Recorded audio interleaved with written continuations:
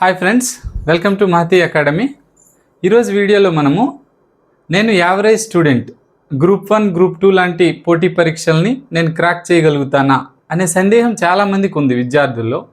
దీనికి సంబంధించినటువంటి వాస్తవమైన పరిస్థితులు ఏమిటి, అసలు ఈ ఎగ్జామ్కి యావరేజ్ స్టూడెంట్స్ ఈ ఎగ్జామ్ని క్రాక్ చేయగలరా లేదా, ఇందులో ఉన్నటువంటి అవకాశాలు ఏమిటి అనేది చర్చిస్తాము. ఫస్ట్, యావరేజ్ స్టూడెంట్కి ఎందుకు ఇలాంటి సందేహం వస్తుంది అనేది మనం ఆలోచిస్తే, మనం ఎక్కడో స్టడీ హాల్లో చదువుతుంటాము. స్టడీ హాల్లో చదువుతుంటే ఒక ఆయన మనకి ఈసారి ఎగ్జామ్లో నాకు 230 మార్క్స్ వస్తాయి అంటారు. ఇంకొక అతను ఎప్పటికే నేను 3-4 సార్లు చదివేశాను, 3 టైమ్స్ రివిజన్ అయిపోయింది, ఇంకా 5 టైమ్స్ రివిజన్ చేసి వెళ్ళిపోవటమే అని చెప్పేసి అంటారనమాట.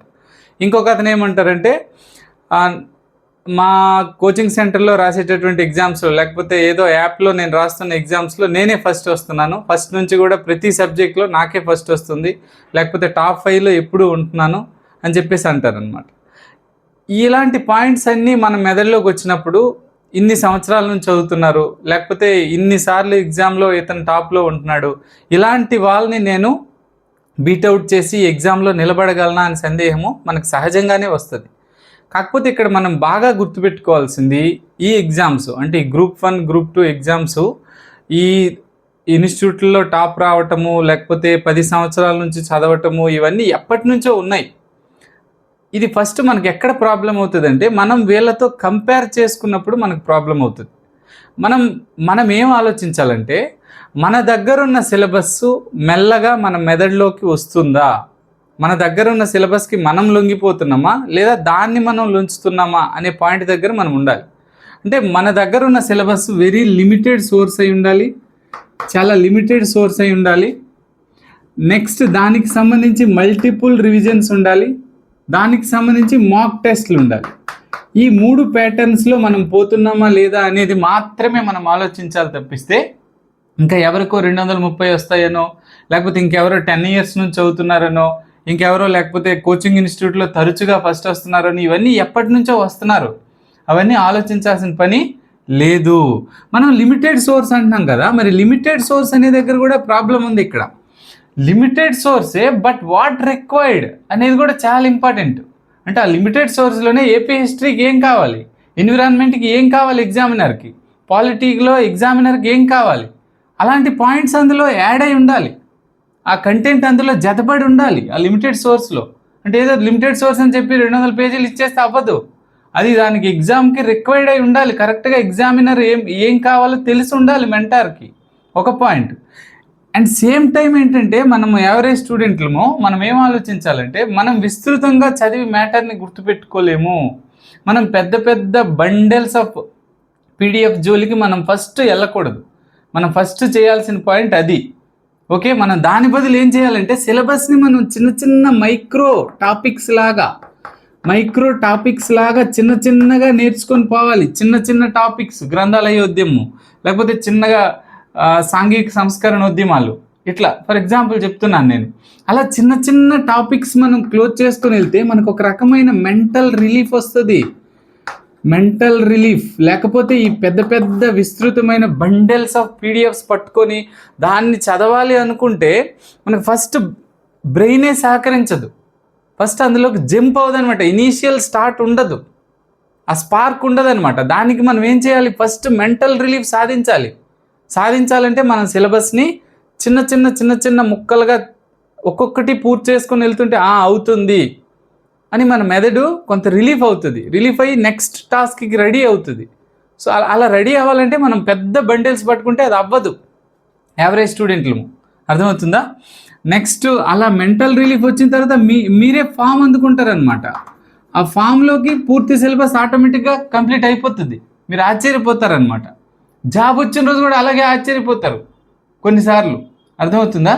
అండ్ మీరు అంటే మెంటల్లీ రిలీఫ్ వచ్చినాక, దాంతో కనెక్ట్ అయినాక ఫామ్ అందుకుంటారు. ఇప్పుడు చూడండి, అజిత్ అగార్కర్ ఒక బౌలరు, లార్డ్స్లో సెంచరీ కొట్టిన ఏకైక ఇండియన్ క్రికెటర్ ఆయన. అంటే ఒకవేళ నాకు ఎగ్జాక్ట్లీ తెలీదు, కాకపోతే ఇక్కడ కాంటెక్స్ట్ అది కాదు కాబట్టి నేను చెప్తున్నాను. లార్డ్స్లో సచిన్ టెండూల్కర్ కూడా సెంచరీ కొట్టలే, ఆయన కొట్టాడు. ఎందుకంటే ఆ రోజు ఆయన ఫామ్ అందుకున్నాడు మెంటల్లీ, అర్థమవుతుందా? మనం ఆ స్టేజ్కి వెళ్ళాలి. దాన్ని మల్టిపుల్ రివిజన్స్ చేయాలి. ఎవరిని పట్టించుకోవద్దు. ఆ టాపర్లు అది చెప్తారు ఇది చెప్తారు ఇవన్నీ ఏం వద్దు. ఏదో బుక్స్ చదువుతామని చెప్తారు, ఏవేవో బుక్స్ చూపిస్తారు, ఏవో స్టాండర్డ్ బుక్స్ అంటారు, అవి ఇవి అంటారు, అవన్నీ వద్దు మనకి. అర్థమవుతుందా? మనం limited source, multiple revisions and mark tests. Mark టెస్ట్లో మనం ఎంతవరకు వెళ్ళగలుగుతున్నాము, ఎంతవరకు వెళ్ళలేకపోతున్నాము అనేది తెలుస్తుంది. సో దానివల్ల మనము ఈజీగా ఎగ్జామ్ని దీన్ని క్రాక్ చేయొచ్చు. నెక్స్ట్ ఇంకొక మిత్ ఉంది ఎక్కువ మందిలో. అంటే ఇలాంటి గ్రూప్ 1 గ్రూప్ 2 ఎగ్జామ్స్ క్రాక్ చేయడానికి మనం ఫస్ట్ నుంచి టాపర్లమై ఉండాలి, స్కూల్ టాపర్ లేకపోతే కాలేజ్ టాపర్ అయి ఉండాలి, ఇట్లాంటివి ఉన్నాయి. చూడండి, ఇది ఇప్పటికీ ఉన్నాయి. అవి చాలామంది చెప్తున్నారు అది అవసరం లేదని చెప్పి, అయినా కానీ స్టూడెంట్స్కి ఇంకున్నాయి. ఇది ఐక్యూకి సంబంధించినటువంటి ఎగ్జామ్ కానే కాదు, ఇది కన్సిస్టెన్సీని పరీక్షిస్తుంది, నిలకడని పరీక్షిస్తుంది. ఎంత నిలకడగా ఉన్నావు. ఐక్యూ ఉన్న వ్యక్తి ఒక సబ్జెక్ట్ చదవడానికి లేకపోతే ఒక టాపిక్ చదవడానికి 1 డే తీసుకుంటాడు. మనం కష్టపడతాం, యావరేజ్ స్టూడెంట్స్ని కష్టపడతాం, 3 రోజులు తీసుకుంటాం దాన్ని చదవటానికే. అతనికి 1 రోజులో వస్తుంది. కానీ ఎగ్జామినర్ ఏం చూస్తాడు? నేరుగా ఎగ్జామ్లో అది ఎవరికి గుర్తుందనే చూస్తాడు. మీరు ఎంత ఐక్యూతో నేర్చారు, అది ఎన్ని రోజుల్లో నేర్చారు అనేది అనవసరం ఎగ్జామినర్కి. ఏం చూస్తాడు ఎగ్జామినరు? నేరుగా ఫైనల్ టెస్ట్ రోజు, మెయిన్స్ ఎగ్జామ్ రోజు అది ఎవరు గుర్తుపెట్టుకొని కరెక్ట్ చేయగలిగినారు అనేదే అతనికి కావాలి. కాబట్టి మనం ఏం చేస్తాం? కంటిన్యూస్గా కన్సిస్టెన్స్గా మెల్లగా దాన్నే మల్టిపుల్ రివిజన్స్ చేసుకుంటూ అక్కడ రైట్ చేసుకొని రావడానికి ప్రయత్నం చేస్తాం. అర్థమవుతుందా? నెక్స్ట్ ఇంకొకటి, ఎగ్జామ్ ఇప్పుడు ఇంటలెక్చువల్ పర్సన్స్ తరచుగా వాళ్ళు కొన్ని మిస్టేక్స్ చేస్తుంటారు, అవి మనము అవాయిడ్ చేస్తాం. అర్థమవుతుందా? యావరేజ్ స్టూడెంట్లు ఏం చేస్తాడు? ఐక్యూ ఎక్కువగా ఉన్న వ్యక్తి తనకు తొందరగా వచ్చేస్తుంది కాబట్టి, అంటే వాళ్ళ కోసం నేనేం మాట్లాడట్లేదు, సహజంగానే వాళ్ళు అట్లా జరుగుతుంది. అంటే వాళ్ళకి తొందరగా వచ్చేస్తుంది కాబట్టి తను ఎక్స్టెన్సివ్ రీడింగ్కి వెళ్తాడు, విస్తృతంగా చదవడానికి వెళ్తాడు. అర్థమవుతుందా? అంటే ఇప్పుడు ఫర్ ఎగ్జాంపుల్ ఇప్పుడు జాగ్రఫీ ఉంది మనకి. జాగ్రఫీ మనకున్న ఎక్స్పీరియన్స్ ప్రకారం ఏంటంటే, ఎన్సీఆర్టీలో ఉన్న ఇన్ఫర్మేషన్ చాలు ప్రిలిమ్స్కి. ఆ ఎన్సీఆర్టీలో ఉన్న ఇన్ఫర్మేషన్ సరిగా చదివితే మనం ప్రిలిమ్స్లో ఒక టాప్ 3000లోకి 5000లోకి వచ్చేస్తాం. కానీ ఐక్యూ ఎక్కువగా ఉన్న వ్యక్తి ఏం చేస్తాడు? జాగ్రఫీ, మాజిద్ హుస్సేన్ ఇవన్నీ చదువుతుంటాడు అనమాట. పెద్ద పెద్ద మెటీరియల్స్ వేసుకొని అవన్నీ చదువుతుంటాడు. జాగ్రఫీకి సంబంధించి వస్తాడు కూడా, మంచి ర్యాంక్ వస్తాడు, 500 లోపలికి వస్తాడు, మన మీద మంచి ర్యాంక్ ఉంటాడు. కానీ మనం ఇక్కడ ఈ మిగిలిన టైంని ఏదైతే ఉందో ఈ ఎన్సీఆర్ అంటే ఇక్కడ ప్రామాణిక మాజిద్ హుస్సేన్ లాంటి పెద్ద పుస్తకాలు కాకుండా ఎన్సీఆర్టీల ద్వారా 3000 మందిలోకి రావడం ద్వారా మిగిలిన టైంని మనం మెయిన్స్ పైన ఫోకస్ పెడతాం, మెయిన్స్కి వాడతాం. అర్థమవుతుందా? మనకు ఒకసారి చదివితే రాదు కాబట్టి ఇక్కడ ఎక్కువ ఎఫర్ట్ పెడతాం. ఏపీ హిస్టరీ చదువుతాం, పాలిటీ చదువుతాం, పదే చదువుతాం, ఎన్విరాన్మెంట్ చదువుతాం, ఎకానమీ చదువుతాం. అక్కడ ఈ మిగిలిన టైంని మనం అక్కడ ఎఫర్ట్ పెడతాము. ఖచ్చితంగా అతని కంటే మనం ముందుంటాం, ఎందుకంటే అతని బ్రెయిన్ మాజిద్ హుస్సేన్తో నిండిపోయింది. అర్థమవుతుందా? వదలలేడు. బేసికల్గా ఇంటెలిజెంట్ పర్సను ఇది అవసరం కాదు, టెంప్ట్ చేస్తుంది అది చదివేలాగా. అర్థమవుతుంది? అతను తప్పు కాదు, అది ఆ బ్రెయిన్ మంచిది కాబట్టి ఇంకా టెంప్ట్ చేస్తుంటుంది, చదువు అనిపిస్తుంటుంది, అవసరమా లేదా అనే ఆలోచనని పక్కన పెట్టేస్తుంటుంది. అర్థమవుతుందా? ఈ లోపల కూడా కొన్ని ప్రలోభాలకు లోనవుతాడు ఆయన. అర్థమవుతుందా? అక్కడ మనము టైంని మిగిల్చి అట్లా చదువుతామన్నమాట. ఇంకా చేసిన మిస్టేక్స్ ఏముంటాయంటే, సాధారణంగా ఇంటెలిజెంట్ పర్సన్స్ వాళ్ళు విస్తృతంగా చదవడం ఒక పాయింట్ అయితే, వాళ్ళు గ్రూప్ 1 గ్రూప్ 2 ప్రిపరేషన్లో సిలబస్, ఇప్పుడు గ్రూప్ 1 ఆయన ఏం చేస్తాడు, గ్రూప్ 1 అండ్ గ్రూప్ 2 ఈ 2 పరీక్షలకి సిలబస్ సేమ్ కదా, ఇంచుమించు ఒకేలాగా ఉంటుంది కదా సిలబస్. కాబట్టి ఆ సిలబస్ కోఇన్సిడెన్స్ని ఉపయోగించుకొని 2 పరీక్షల్ని కొడదాం అనుకుంటాడు intelligent person. Syllabus same, but pattern of exam complete different. అది అంటే అతని వల్ల అవదని నేను ఇక్కడ అనట్లే, అవుతుంది, బట్ అతనికి ఎక్స్ట్రా ఎఫర్ట్ అవసరం అవుతుంది. గ్రూప్ 1 గ్రూప్ 2 2 పెట్టాలంటే అతనికి ఎక్స్ట్రా ఎఫర్ట్ అవసరం అవుతుంది. అర్థమవుతుందా? Complete different pattern of examination. Answer writing group 1లో చాలా క్రూషియల్. ఇక్కడ గ్రూప్ 2కి అట్లా కాదు, నువ్వు మార్క్ టెస్ట్లు అవి ఇవి రాసి కరెక్ట్గా ఎలిమినేట్ చేసినావా లేదా అనేది పాయింట్. అతనికి అక్కడ ఎక్స్ట్రా బర్డెన్ అవసరం అవుతుంది. మనం ఏం చేస్తామంటే దీన్ని కంప్లీట్గా అప్లై చేస్తాం, కానీ దీనికి అస్సలు చదవము. మనం యావరేజ్ స్టూడెంట్లము, మనకి ఉద్యోగమే కావాలి కాబట్టి కంప్లీట్ ఫోకస్ గ్రూప్ 2 మీదే పెడతాం.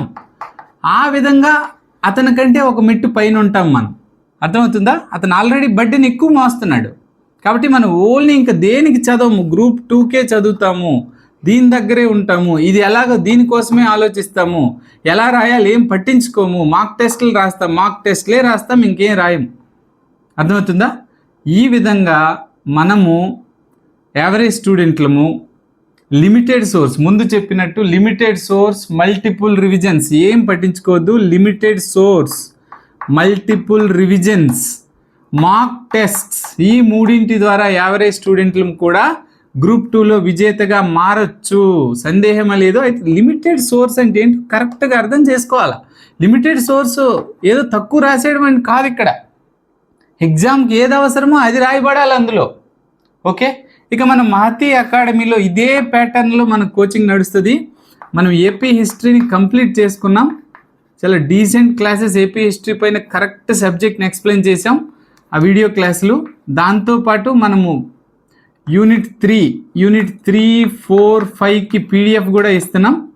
మరి 1, 2 యూనిట్లకి ఎట్లాగా అంటే బిఎస్ఎల్ హనుమంతరావు బుక్ని మనం అదే బుక్ ఆధారంగా వీడియో క్లాసులు చెప్పాము. బుక్ని మనం చదువుకోమని రికమెండ్ చేస్తున్నాం. దాంతోపాటు మార్క్ టెస్ట్లను కూడా కండక్ట్ చేస్తాం వీక్లీ. వదిలేము అంటే అయిపోయింది, ఇది అయిపోయినా మనం వదిలేము. వీక్లీగా ఎవ్రీ సండే కానీ లేదా ఇంకొక రోజు కానీ మార్క్ టెస్ట్ని కండక్ట్ చేయడం ద్వారా రివిజన్ చేస్తాం. నెక్స్ట్ ఇక ఎన్విరాన్మెంట్ కంప్లీట్ చేసాం మొత్తం. ఎన్విరాన్మెంట్ పైన కూడా మార్క్ టెస్ట్ని కండక్ట్ చేస్తాము. దాంతోపాటు కరెంట్ అఫైర్స్కి పీడిఎఫ్ ఇస్తాము, ఎన్విరాన్మెంట్ కరెంట్ అఫైర్స్కి.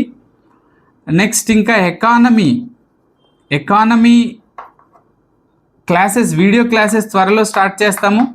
ఆ క్లాసెస్కి సంబంధించినటువంటి నోట్స్ కూడా మనం ఇస్తాము. నోట్స్, ఆ క్లాస్ అదే క్లాస్ నోట్స్ మనం ఇస్తాము. కరెంట్ ఎకానమీకి సంబంధించినటువంటి కరెంట్ అఫైర్స్ పీడిఎఫ్ కూడా ఇస్తాము. నెక్స్ట్ పాలిటీకి సంబంధించి ఒక బుక్ సజెస్ట్ చేస్తాము, లక్ష్మీకాంత్ ఇలాంటివి స్టాండర్డ్ బుక్. మనం వీడియో క్లాసులు చెప్పాము, కొన్ని మార్క్ టెస్ట్లు కూడా పెట్టాము. సో ఆ వీడియో క్లాసులు చూస్తూ అందులో ఏది అవసరమో ఆ బుక్లో అదే చదువుతారు. చదవడం ద్వారా మెయిన్స్లో మంచి స్కోర్ తెచ్చుకోవడానికి అవకాశం ఉంటుంది. ఇక ప్రిలిమ్స్ కూడా ఇదే ప్యాటర్న్లో, అంటే ఎక్కడ ఉంటాం మనం, limited source, multiple revisions, mock tests, వీటి దగ్గరే ఉంటాము. చాలా మార్క్ టెస్ట్లు ఉన్నాయి. సొసైటీ లాంటి వాటికి అవసరమైన సందర్భంలో మంచి కంటెంట్ని తీసుకొచ్చి అందివ్వడం జరుగుతుంది. కాబట్టి ఎవరైనా మీకు ఇంట్రెస్ట్ ఉన్నట్టయితే మహతి అకాడమీలో గ్రూప్ 2 టోటల్ కోర్స్ జాయిన్ కావచ్చు. Thank you very much.